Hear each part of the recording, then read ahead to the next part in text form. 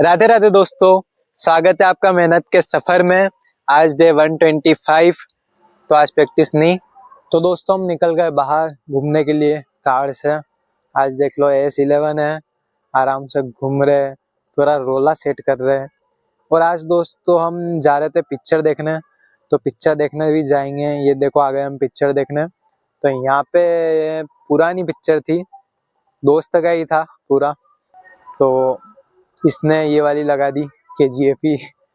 हमने कहा कोई बात नहीं, कोई दिक्कत नहीं है, आराम से एंजॉय किया यहाँ पे, क्योंकि KGF भी अच्छी है ना वैसे यार मूवी। तो यही देख ली।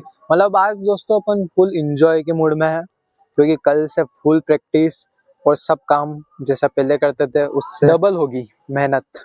इसलिए अब हम निकल गए रात को वापिस। अब थोड़ा हमने सोचा हाईवे की उधर घूम लेते हैं, कल से रोज मिलते हैं।